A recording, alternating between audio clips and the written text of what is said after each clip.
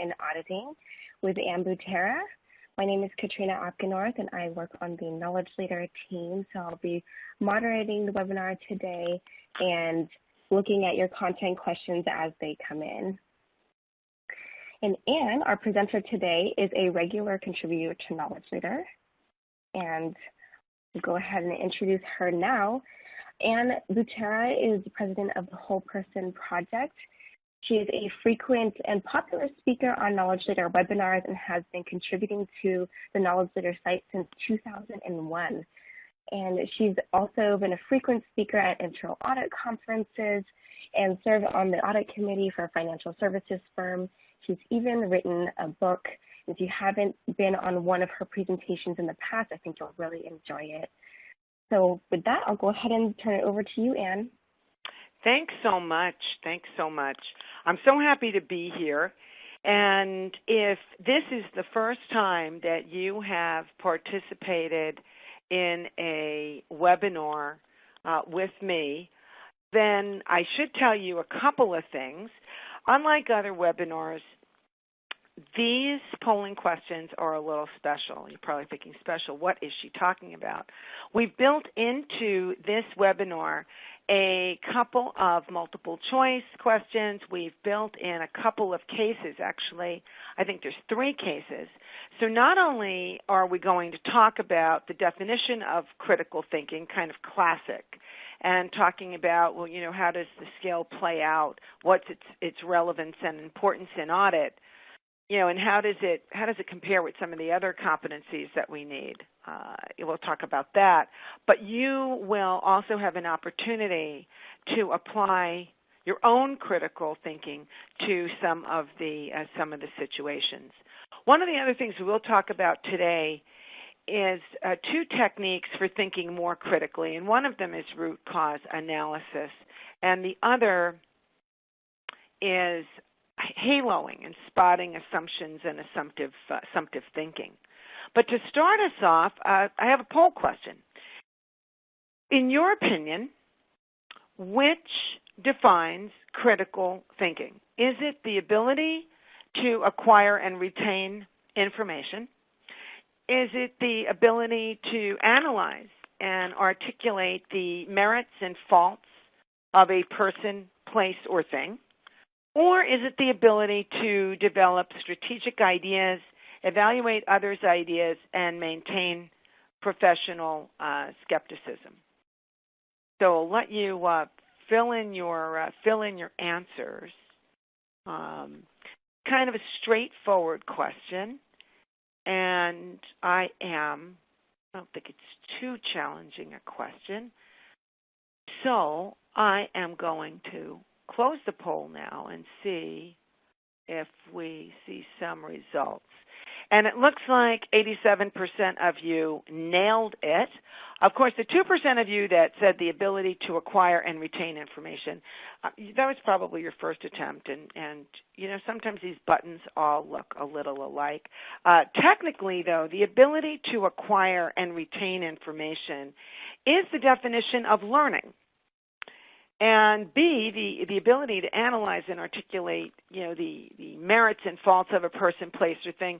I could understand why 11% of you picked that, because that really is the definition of being critical. So if you're thinking about the critical thinking piece, you might have focused a little bit too much on the critical part, and we need to balance that out with thinking tactically as well as strategically, and being evaluative. And so what I'd like to do is do a slightly deeper dive on the definition of critical thinking.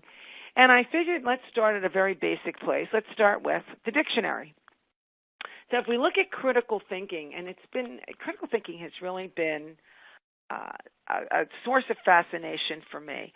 I mean, how many times in your audit experience have you either read instructions that required you to apply auditor judgment, or you've had to use your auditor judgment? And you start thinking about, well, where does that come from? Where do we get this ability to have this wonderful auditor judgment? So here we're thinking about it's disciplined thinking. It's clear thinking. It's logical. It's open-minded.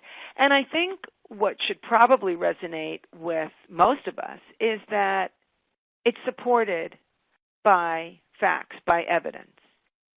So we're going with this information so that we can then form some type of an opinion.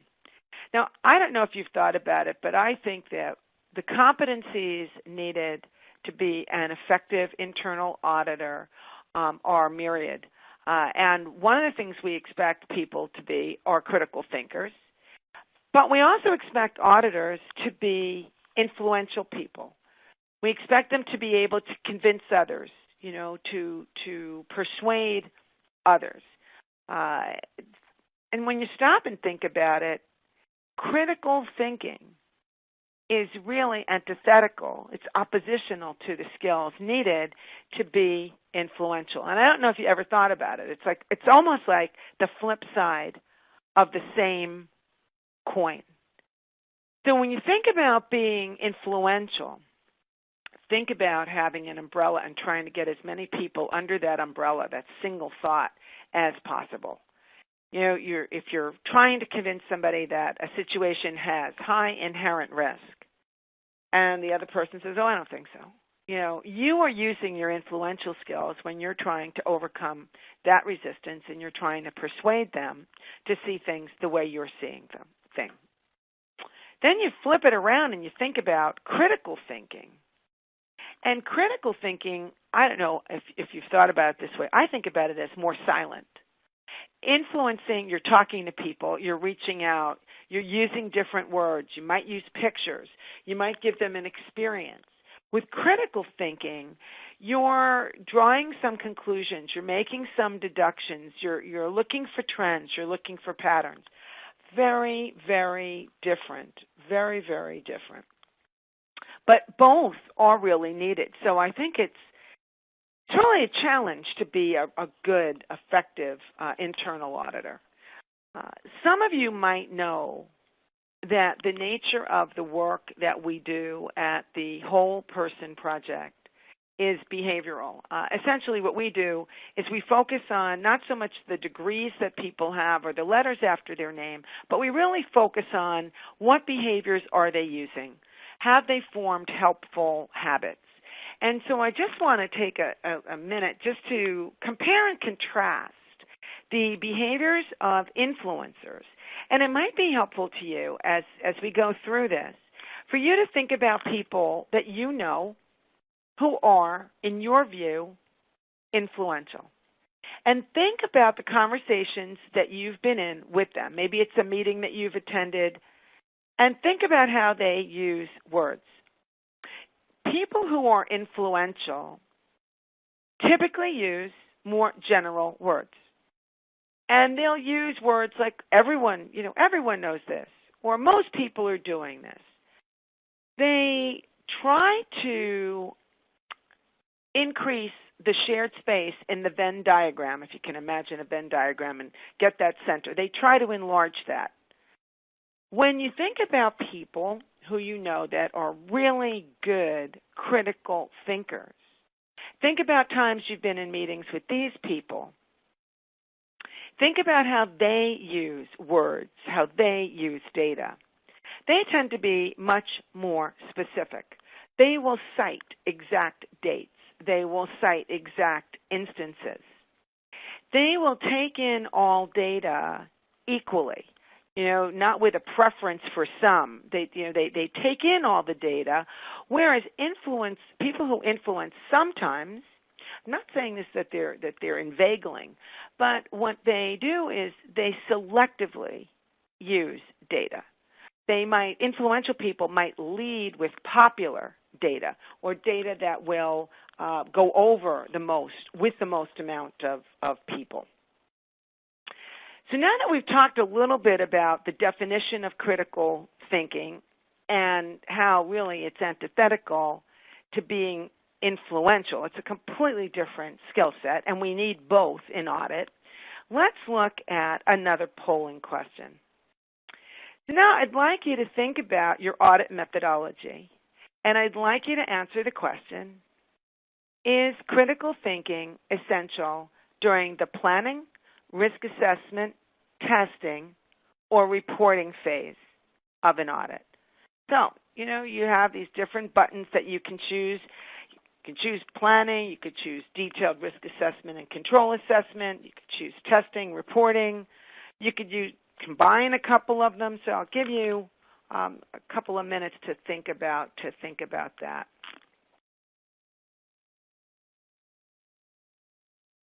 And if you'd like, we can go through a content question that's come in.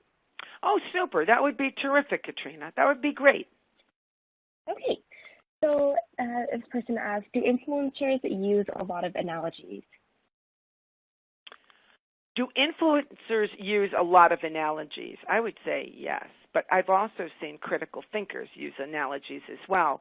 Analogies are so potent as a tool for explaining things. I think it's really more how does an influencer use the analogy, but I think both critical thinkers and influencers use them. I think the influencer would use an analogy that would reach the common denominator, reach the most amount of people and appeal to the most amount of people. But I think both types of thinkers do use analogies just because it's really so potent. Well, let's see how you did. So I can see you're catching on to these polling questions. And 91.2% of you, yes, what a great group. You figured out, absolutely. We need to use critical thinking. It's really essential for different reasons, but it's really essential in everything that we do. And let me give you an example. And let me give you an example of specific types of critical thinking. So when I said earlier that we profile, we basically look at teams. We look at team behavior and individual behavior within the team. And we say, well, what makes this team really good? Why is this team able to deliver results within a certain amount of time? And why is that team not able to do that? And we start to zoom in on the habits or the behaviors of the highly effective people. And here's what we've found, just giving you a couple. This is not exhaustive. But in planning, you really need the subtype of critical thinking known as conceptual flexibility. In planning, think about all the data that you have to scan. I don't mean electronically scan. I mean mentally scan for relevance. And if it's relevant, why is it relevant? And how is it relevant? How is that data point, for those of you that use planning checklists to guide you, because the data points are numerous, you have to be able to go from big picture thinking to tactically thinking. So, okay, what is the scope of the audit going to be? What are the focal risks going to be? How many hours will I need? I mean, that's a lot of conceptual flexibility. You also need to be able to identify trends and patterns in the data and the consistency in those trends. Is it a growing part of the company, part of the organization, a shrinking part of the organization? If we're in the detailed risk and control evaluation assessments, if we're at that point, which some of you might do as part of planning, some of you might do it as a separate step, like a detailed assessment step in your methodology. Regardless of whether it's a separate step or not, what you need to be able to do is another subset of critical thinking, and that's divergent thinking.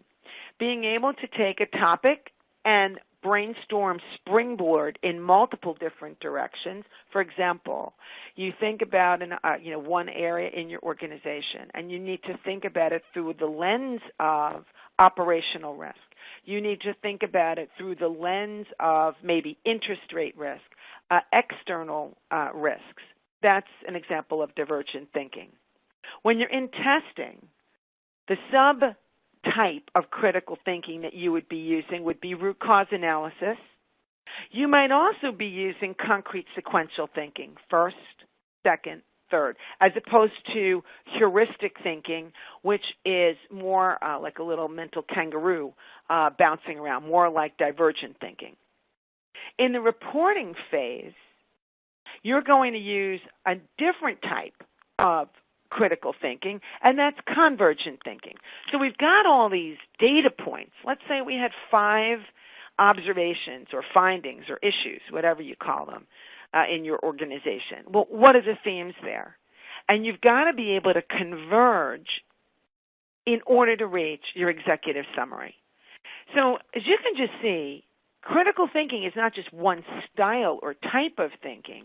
It's got a couple of different flavors, and it's definitely needed at any point in the audit. If we're thinking about the behavioral indicators, I'm going back to this profiling. How do you know if you are a critical thinker? How do you know if your team members are a critical thinker? If you're trying to hire people and you really want critical thinkers, what are some of the behaviors that you should be looking for? And you'll notice that they're a bit of an array. One point is being open-minded and empathic, being able to understand the other person's point of view. And I'm not on do you agree with it, do you like it, do you not like it, but just do you understand it? Can you comprehend it? Can you communicate that person's point of view in a way that would cause them to say to you, absolutely, you get me, you understand?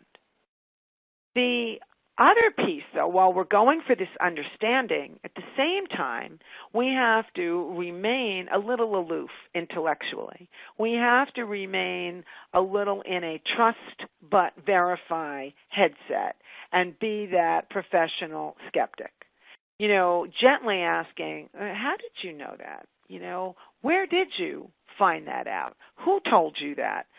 Would be behaviors of someone who is demonstrating the subset of critical thinking known as professional skepticism. Another part of being a critical thinker is being able to organize one's message. And that really means taking a step back and one level being strategic. How do I want people to react when I'm done? Again, being strategic, thinking about the audience. What do they already know about the situation? How predisposed are they to the situation? And then using that knowledge about the audience to organize the material, the content, in a way that will make the most sense and represent what one wants to say. Being able to provide a rationale. How many of you have audit methodologies where you need to explain your rationale? You rated something high risk, high inherent risk. Well, why? What were the factors that drove you to that decision? You know, you are putting your report together.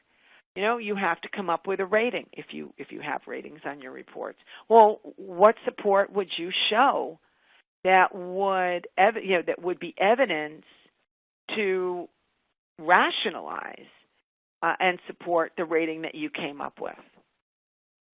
And then I think most importantly, and I think the last one on this slide is what most people associate with critical thinking. You know, the fact that the person's logical. You know, the person is able to follow a line of thinking and maintain that line of thinking. So what I'd like to do now is, now that we've talked about, well, what is critical thinking and what are the behaviors associated with critical thinking and the types of critical thinking, now I'd like to move to the point in the program where we talk about a couple of techniques that will help you build your ability to think critically. Because, critical thinking is like, a muscle. We've got to exercise our brains, and we've got to teach our brains to move in certain directions. So the first thing is spotting assumptions. And it's really interesting how in my life I've been in situations where I've been in conversations with people, and people say things with confidence, and they say it like it's a fact. And when you say, well, where did you hear that? Where did you hear that? How did you find that out? They get a little vague. So some people don't even realize that they're making assumptions. If they say something long enough, to them it becomes factual. And when you don't realize that you've made assumptions and you move on from there, and even if you're the most logical, from then on in your thinking, the fact that you have based your premise on an assumption throws everything else into a little bit of a tizzy. So one of the things, and I don't know if you're familiar with the concept of the halo effect. The halo effect has been around was coined. The name was coined in the mid-50s by this fellow by the name of Edward Thorndike. So if any of you have done any of the behavioral studies, his name pops up.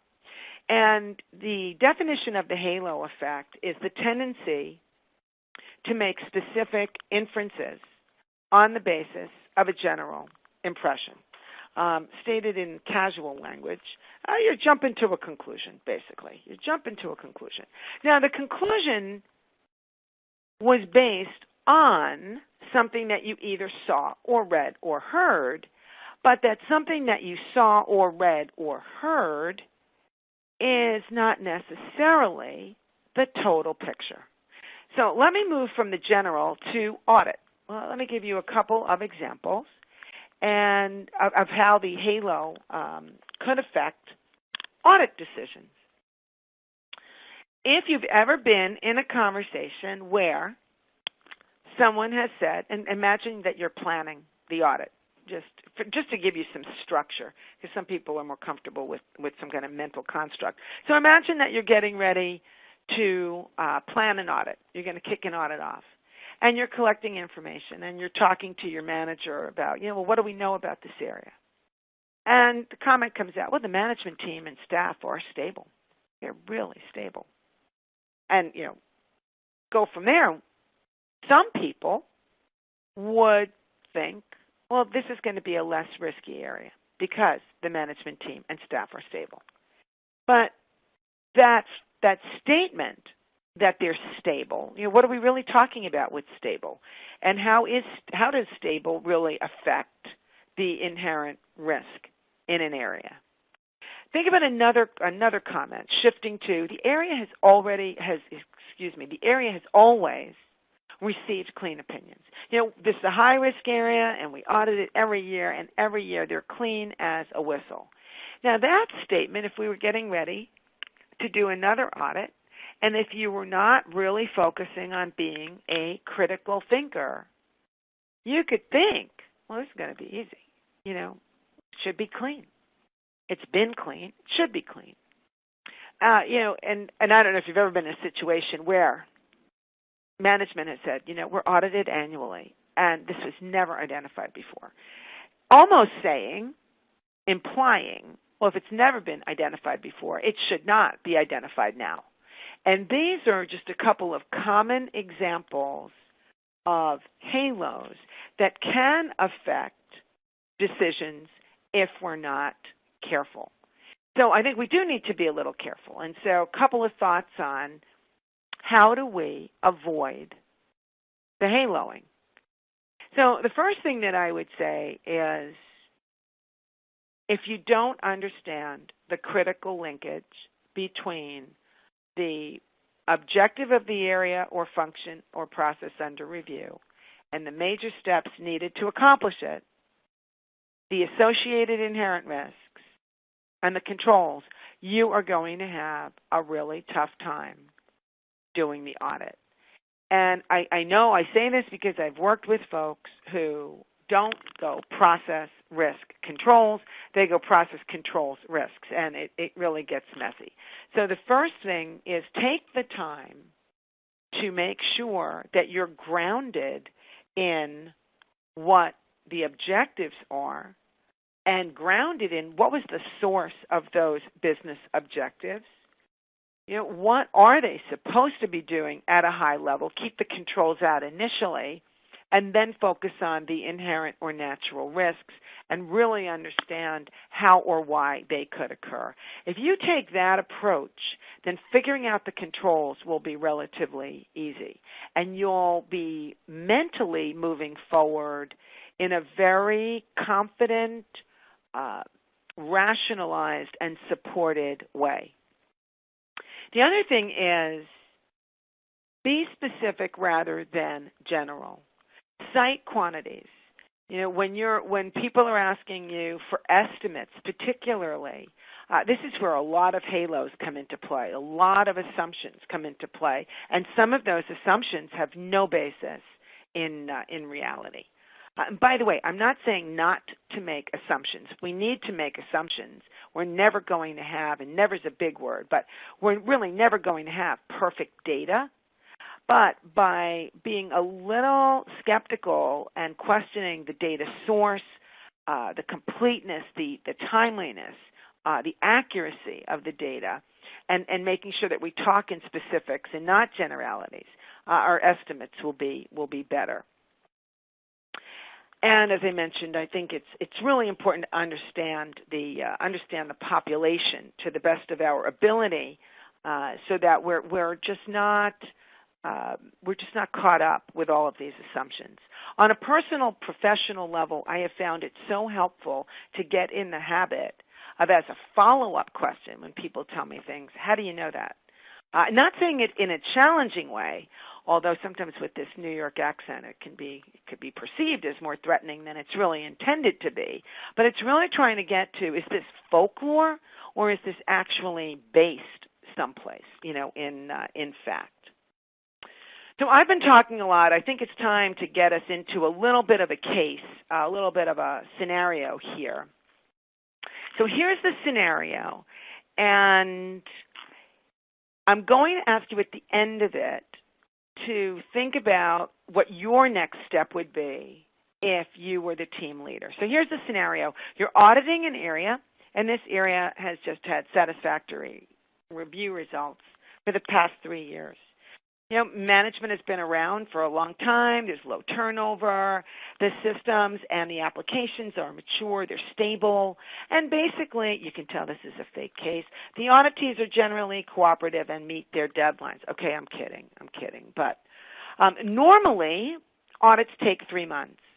But because of this information, your team expects this audit to be a snap, really easy. In fact, they plan to celebrate at the local bar if the audit's wrapped up in under 2 months. Now, you know that performance is relative, so you're hesitant to rush this audit.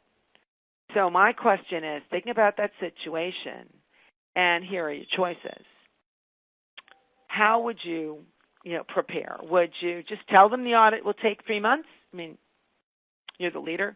Would you make a list of the factors that affect what good looks like?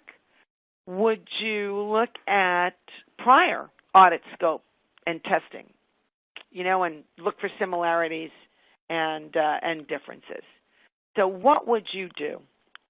Oh, by the way, you might do none of those things. You might think, I would do something completely different, but I wouldn't do any of those 3.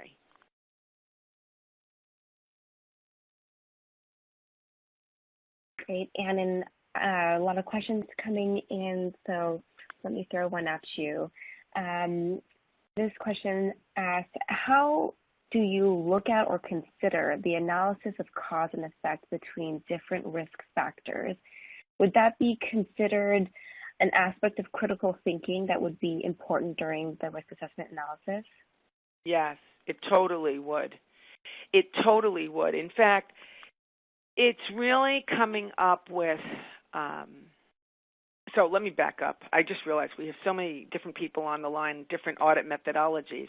So in some audit methodologies, people do not rate the inherent risk. I've worked in some audit methodologies where the only inherent risk that they record are the ones that would be high. I've worked in other audit methodologies where the auditors are very thoughtful about the inherent risk analysis. They identify the various types of inherent risk. So they might use categories as a jogger. They might think about, health and safety as a category, and then they might think about operational risk as a category. They might think about technology. You get the idea. And then they take a step back and say, okay, blended. Now let's blend this. Where do we land? And that is a form of critical thinking. That is when I mentioned earlier the idea of convergent thinking as a type of critical thinking, that's an example of convergent thinking. So we've got to end up rolling it up. What are those themes? What are those themes? And the more you're able, what I have found in this work is that the more you are able to articulate the rationale for your inherent rating, the easier the audit gets. Because at the end of the audit, let's face it, we've got to roll it up to a report. We've got to roll it up to an executive summary. If we're rating the issues and the overall, we've got to get to some type of a roll-up. I do know that a couple of shops use a formula, like 2 high issues, and it gets you, a certain rating. But even that, to get to the high-rated issues, you do need that subset, that convergent thinking. So this is an interesting one. By the way, for those of you that like black and white answers, you're going to be so disappointed with this poll. I'm really sorry to tell you that. Part of what we're working on in this webinar is critical thinking. So when we look at this, there are a couple of answers that, we should really skip, although they're kind of funny. Like A, just tell them the audit will take 3 months. After all, you are the team leader. I mean, of course you could do that. But it wouldn't be very collaborative, and it would not be manifesting really any type of critical thinking. It would just be a leadership style. So for purposes of this webinar, we're going to put that answer on the side. And none of the above, I'm going to go to D, which for those of you who are analytical thinkers, you're probably thinking, oh my God, she skipped B and C. I'll come back to it. D, none of the above, well, that's harsh. That's harsh. I mean, you could say that. Maybe you have a better idea. But I think that there are parts of B and parts of C that have some value. They have different value. If you look at B, develop a preliminary high list of the factors. I want to pause there. To do that, you would be using divergent thinking. Some of you might call it brainstorming. I'm going to mentally springboard and hop around. Certainly that has value because downstream it can be then used as evaluative criteria. Now, depending on the source of the items on that list, it can get more and more supported. If it just came out of your head real loose, okay, that's not as great as, let's say, combining it with C. Of the 4 answers, probably C would give you the most observable, independent, historic information. So in my opinion, C would slightly edge out B, but a winning combination would be C and B in tandem, because now we're coming up with criteria, and we're now starting to think synthetically, not just critically. We've thought logically and open-mindedly, and now we're starting to put that data together to form some conclusions. So summing it up, C and B were the better answers on the page, with C slightly edging out B, which paralleled the response from all of you. So I think you're getting the hang of this critical thinking piece. So let's move on to root cause analysis, which I think is like a total go-to. If you haven't used root cause analysis, you probably have not been in audit very, very long. I have found, and I mentioned this earlier, root cause analysis, we advocate using it at 3 separate points in an audit. We find it helpful to use it during the inherent risk assessment to understand how or why the inherent risks could occur. It makes it easier to identify and evaluate the controls. If you think about the risk as a problem, if you understand where that vulnerability could happen, it really makes it very, very easy to figure out where the controls should be. The second place is a natural. It's in testing when you have those missing controls, test of design, missing controls, design flaws, or execution errors in the actual test of operating effectiveness. And the last place for root cause analysis is in evaluating management's action plans. Do they address the breakdown or the reason for the missing control? One of the most popular ways, it takes us all back to being our little kid, the five whys. And in this particular example, if you look at the blue highlighted area, I think we could probably go on and ask a sixth why. I don't even know if at the fifth why we're really there. I view this technique as getting in touch with your inner 2-year-old because you just keep saying, well, why? Why did that happen? So in this case, well, why was there inappropriate access? Well, the associates didn't know they needed to delete the access. Well, why didn't they know that? Oh, operations didn't communicate to systems. Well, why didn't they do that? Oh, well, they weren't aware that it was their responsibility. Well, why didn't they realize? And I think you could even ask why one more time. Now, from a practical viewpoint, many of the audit departments that we work with do not necessarily go all the way to root cause for a couple of reasons. Sometimes the root cause takes them outside of the area that they are auditing, and an audit's a project and it needs to have an end. So they'll just maybe get to an intermediate cause, but one of the first things in the action plan will be that business management, needs to identify the root cause of the problem. If you can get to root cause, it's immeasurably helpful.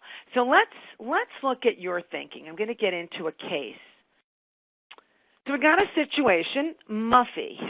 And this, by the way, the purpose of this case is to get you consciously thinking about the way you think. Okay? So here's the scenario.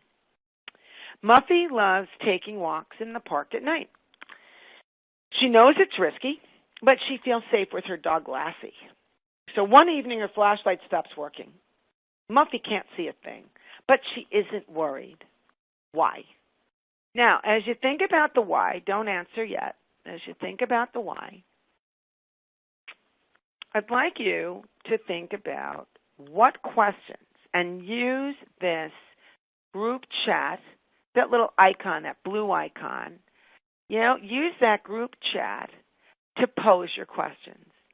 So, and your questions should be the questions that you would want answered to figure out why Muffy isn't worried. So while we're waiting for people to think about the questions that they'd want answered to figure out why Muffy isn't worried in the park, are there any questions, Katrina, that we should be talking about? Yes, we can definitely throw out a question from the audience. So this question asks, how do you audit assumptions for an area that you are not familiar with and are dependent on the auditee to explain the process? By the way, assumptions could come from the auditor. So, not just, I don't want to leave anyone with the impression that our bias could come only from the auditee, because many auditors go out to the internet and they do independent research on the topical area that they will be auditing. So I just wanted to make that point. I think that if you do that research and then you get the answers from the auditee and you are careful to ask the auditee, how did you know that information, or what was the source of that information? For example, if they talk about volumes or they talk about trends in their area, and asking the question casually, not just I want to see that report. I think you can minimize your assumptions. I would also focus in on what are the adjectives that the auditee is using. If they use terms like, oh, the work is easy, or this process is very simple, I would ask follow-on questions. Why? Why is that the case? So, but I do think that it's going to be our ability to listen, stop, reflect on, consider, and then get to what's the source, what is the source of that data. Now, I know some folks are still putting questions in. We really have, some of these are clever. Does she carry any weapons? So, does Lassie know the way home well enough to guide her? Is Muffy alone? So now, let's just think about these questions. And I have another question, and this is a polling slide. So as you're looking at these different questions, how often does she walk this path? How familiar is she? Does she have a flashlight? Does she have another flashlight?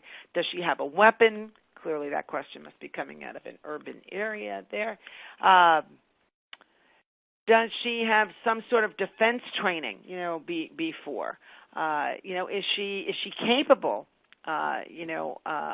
Of assessing the risk. So how would you categorize these comments and questions that we just discussed?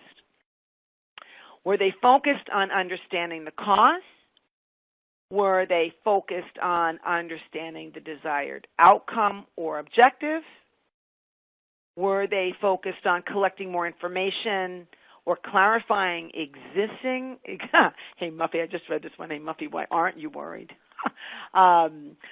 Were they focused on understanding the sequence of events, or were they focused on something else? And by the way, you might say, I don't know. You might look at this and you might say to yourself, I don't know that I see a pattern.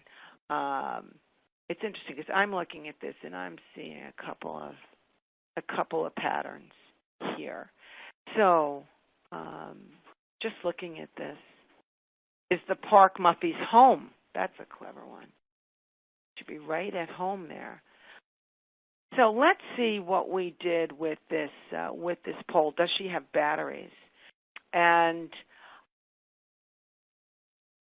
I'm looking at the answers, and I think that several were on the desired outcome or objective. Those questions that were around, is she worried? Isn't she worried?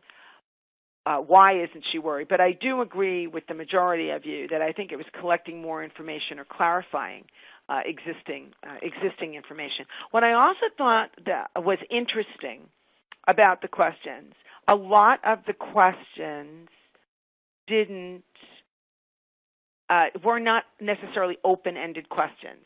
So, for example, does she have a cell phone? Does she have a cell phone? Would be answered with a yes or a no, and and that's fine. That's absolutely fine. As we plan our questions, if we were to actually now move into posing those questions, I think we should probably try to get them into a more open format. I should also point out that those of you that asked the question, was she blind? Well, if you asked that question, you would have gotten the answer yes, and that's why she was not worried. So this exercise was on a couple of levels. It was just getting you in tune with the kinds of questions that you would ask to get to the answer, but I also did want to give you the answer as well. So I am going to move on to another case study, because you can only talk about this critical thinking so much. Then you actually have to try to use it. So we have a new scenario, different scenario, but it's Muffy again. This time, Muffy's employer has started to contain costs, and Muffy's boss is a really good corporate citizen and gets upset when Muffy has left the light on. And lately, Muffy's boss has just been really upset with Muffy, even while Muffy's using the light. The problem has nothing to do with Muffy being asleep or awake. So what's going on? So we've got cost containment, and we've got Muffy's boss upset with her for leaving a light on. And here again, I'd like you to use the group chat function to think about what is Muffy doing to make her boss so upset. So what I'm asking you to put in the group chat are what questions would you want answered to figure out what Muffy is doing. And Katrina, while they're thinking about the questions that they would ask to figure out why Muffy's boss is upset with her, what is she doing with those lights? Is there anything that we should be talking about? Yes, definitely. So let's see. This question is asking, do you see a distinction between root cause and actionable cause? I'm wondering whether actionable cause means something you can do something about. And if that's what actionable cause means, I think there are times that root cause may not be actionable. And what I'm getting at there, if I've defined actionable cause the way the questioner intended, you know, people are not perfect. They make mistakes. They forget. So if we have, let's say, a manual control, and a person just forgets to do it, we could get to the root cause, that it's human error. And if we got to that as a root cause, how are we going to prevent the human from making that mistake or forgetting? That might not be actionable. We might have to think of something that's an alternative. So I think my answer hinges on whether or not I've correctly defined actionable cause. So let's see. So we've got let's look at some of these questions while you're, and as we look at some of these questions, here again, I'm putting up that same poll from before. Let's use our critical thinking to think about the nature of the questions.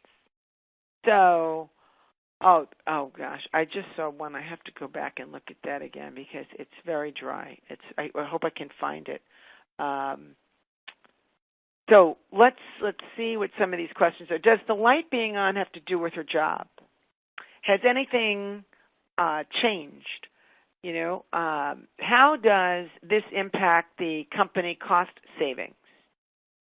Has Muffy had other performance issues? Let's see what else we've got here. Let's see. Has anything other than the light usage changed recently? Does the light being on have to do with her job?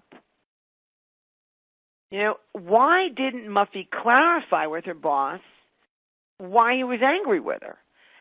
You know, can Muffy see the lights? So a couple of you have raised questions related to Muffy's blindness, and is there a connection, implying a connection? So let's see what you came up with on the poll slide. How did you see the trends in these questions? And let's see what the poll responses were. I think I agree that there were more cause related. We still had clarifying questions. I also noticed, and we did not have a poll answer for this, there were more open-ended questions on this case than there were the first go round. So some of these were some of the questions were funny. Is sleeping on the job normal? Does the boss work in the dark himself and expect others to do the same? That's hysterical. That is really funny. So the answer to this, in case you were wondering what was this deal, what were the lights, the answer is that Muffy was leaving the refrigerator door open. So those were the lights. I don't know how much they're really going to save, but there could be other savings, like maybe the food won't go bad. Who knows? Who knows? I have another scenario for you. We've been talking about critical thinking and different types of critical thinking. So I hope as we go through these scenarios, you start to become more aware of how your mind is moving, because I do think that as auditors, we need that conceptual flexibility. We need to be able to move our mind in a variety of different directions when we need to. So here's a completely different scenario. I hope you're not disappointed that Muffy's not in it. But 2 of the file cabinets containing sensitive data in the corporate compensation department are not locked, which is against department policy. And this was brought to management's attention. As a result, management designated one person to lock the files at the end of every workday. Only this person was given a set of keys, and management in the area retained the master key. So the question, does management's plan address the root cause of the problems in the area? The sensitive data is not secure. So you're thinking about your answer, and I'm going to give you the poll question. Does management's corrective action address the root cause?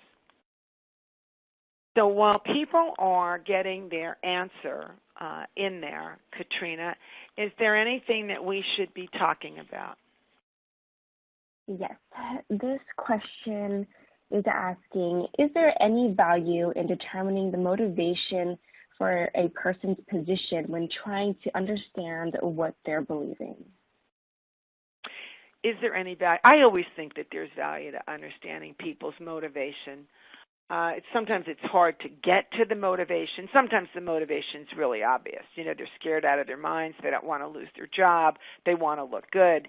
I do think, though, that it's helpful. I think it's more helpful in deciding how you want to respond to them than the actual data itself. Although I do think that it could give you a little insight into, might the data be a little exaggerated? Might you just be getting selective data to kind of support the person's point? We recently had a situation, personally I'm talking about now, and it was interesting how people presented facts that just advanced their point of view. And there was nothing, it was like mother-in-law research, where everyone has a mother-in-law that's, that's married, and it just, that's what she thinks.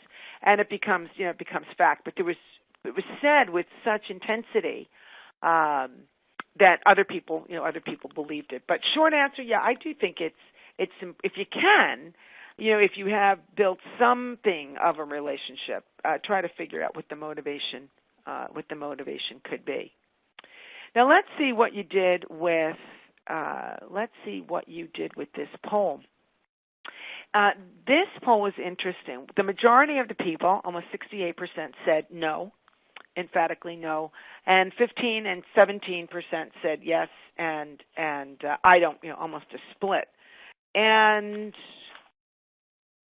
when we look at this, from my perspective, since I put the deck together, I'm looking at it as C. I don't know. I'm tending towards the no, but there's a couple of possible reasons. We don't know the root cause. I did not give you that information in the case. There could be a variety of reasons why this didn't happen. But without what I was trying to really put across in this particular case is one of the behaviors that I would suggest you consider taking forward from the webinar back to work is really making sure when you are documenting your issues, whether or not they make it to your audit report, but if there are observations or findings, really making sure that management's action plan will prevent the condition to the extent that that they can from recurring. That was really the takeaway here. And so because that was the behavior that I was trying to really underscore, that's why C was the best answer. Although those of you that answered no are probably saying to yourselves, listen, I was just in a similar situation, and trust me, they use that approach, it won't work. So we've gone through a couple of things this morning or this afternoon, depending on what coast you're on.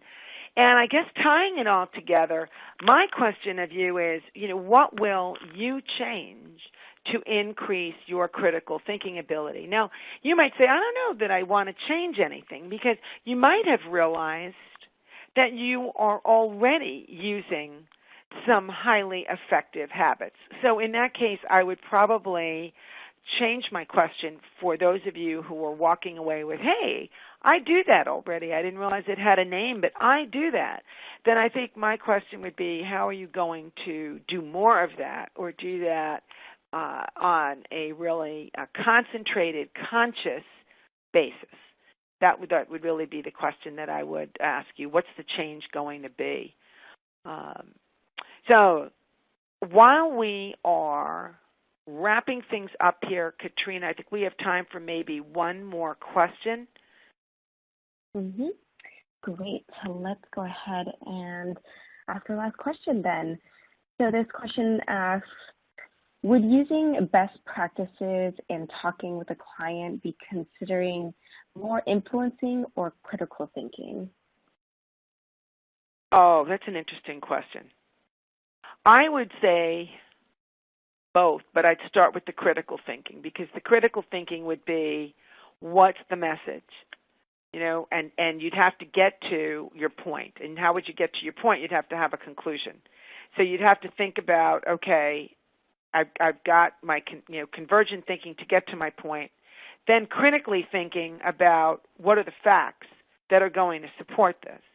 Now, fact, what do I know factually about my audience? Still critically thinking. If I put on my influencing hat, I would now take a step back from the data that I've outlined, and now I'd be thinking, okay, what is this person's hot button? Which is not as factual, more subject to interpretation. I start to think about the wording that I want to use, because I could use synonymous expressions without changing the facts, but the wording that I use could be a way of putting some lipstick on the pig and making the pig look a little prettier. So I do see a combination. This is why earlier when we started this session, I said, boy, it's tough to be an audit, because you've got to think critically just as much as you have to think and act influentially. So hope you got at least one takeaway, and I look forward to hearing from you. I look forward to hearing some progress reports as you increase your ability to think critically. I want to thank you again, Anne, for another great presentation. You're welcome.